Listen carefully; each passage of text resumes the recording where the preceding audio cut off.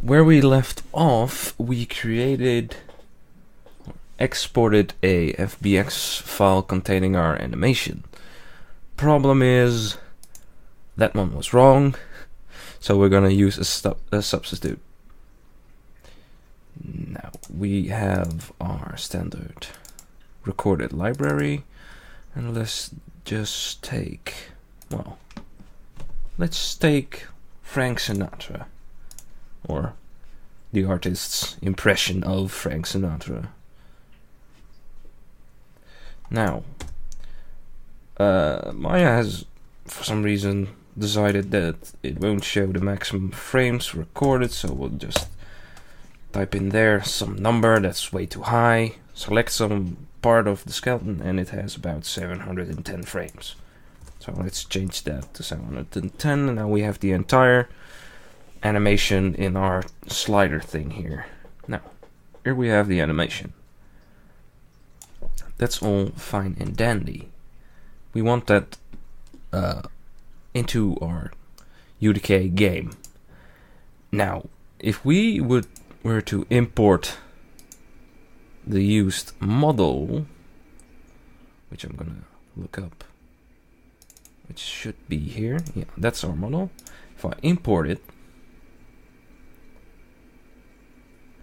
then here it is. If we select a bone, we get this. We get the name of the file plus the bone name, which is wrong. We don't want that. We only want the B hips. So what we're gonna do is open it first. So then what we're gonna get is, if I select the bone, it has the normal name. If you're wondering how you get this window, it's this one right here. Now, what we're gonna do now is do it the other way around.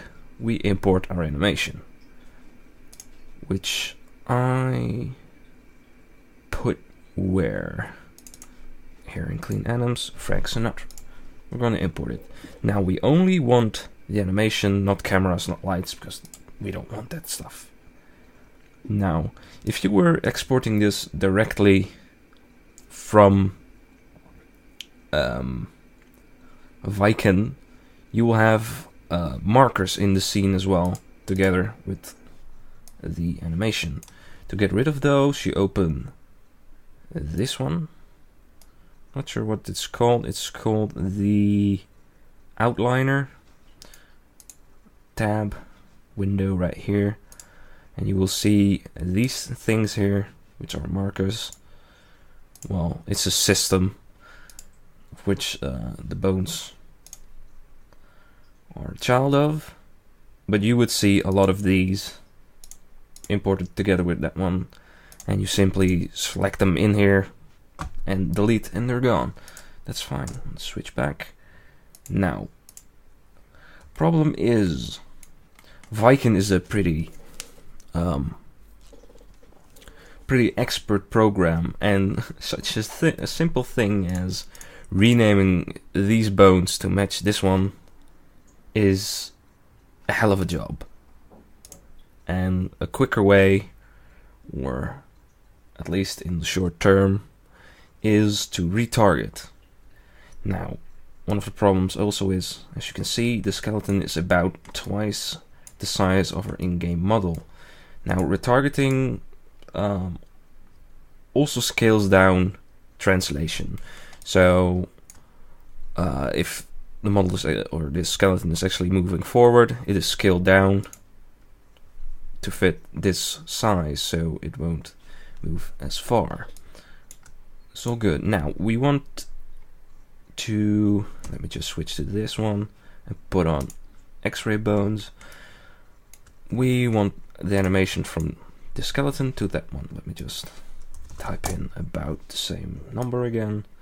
So here we have our entire animation.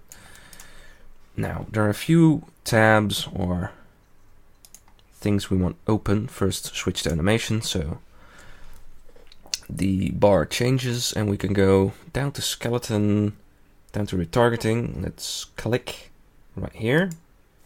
That will detach it. And let's also grab this one And from this one, add retargeting labels, and let's pop out that one as well, because these 3 windows are the ones we would like to use.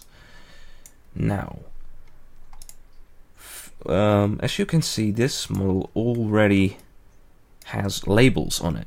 As you can see here, spine, this is a left hip, this is a left collarbone. We made this so retargeting goes faster. We take this model, which already has the labels on them, so you only have to do this one. Labeling simply says this is a spine, and this also is a spine. Now, it will go to this model and see, hey, this is also a spine, and this is also a spine.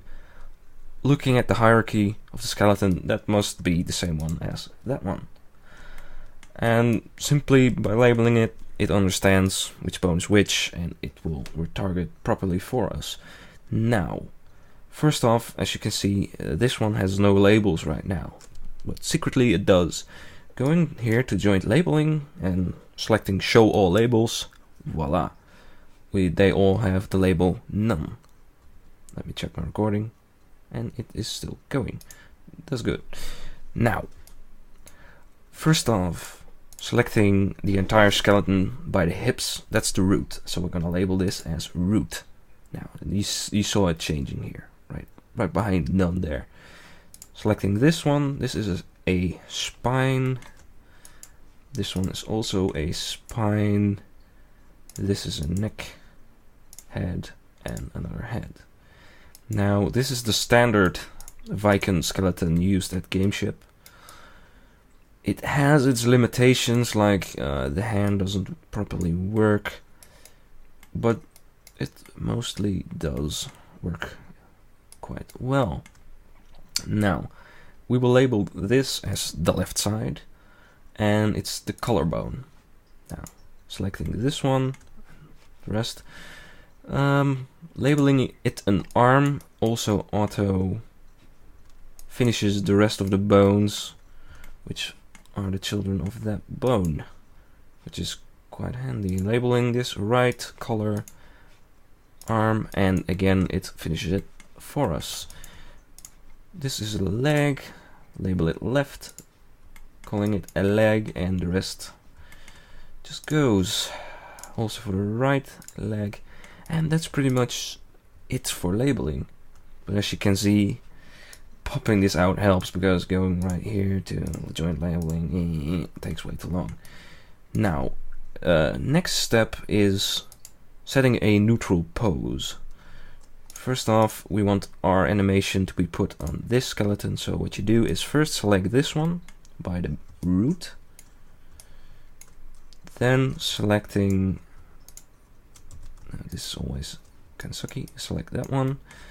If you were to do it the other way around, it would simply put the animation from a model onto the new imported animation, and thus you would lose your animation. Now, selecting these, we're gonna try to find a pose to which the animation is pretty much the same as our model. As you can see, putting it down further down the road, his arms are a little more leveled than before, so we're going to use frame 40 as our neutral pose. I'm just retargeting here and set neutral pose. Now, pretty much we're done now to retarget the animation, but we want to use, which stands right here, we want to use the options to check. It will use the neutral pose we just set. You can also use a frame, but you have to type in 40. You know, whatever, it doesn't really matter. Lower body usually is put on this or that one, I'm not sure, but be sure to put it on this because we only want the rotation, because usually this just looks weird. Also the same for the upper body, and we're going to use the time slider, so it will retarget the entire animation plus these bogus frames right there, but we don't really care. You could also give a start and end time or the selected, but we're going to use the time slider. So that's why you don't put in here 9099, because then you do a lot of frames that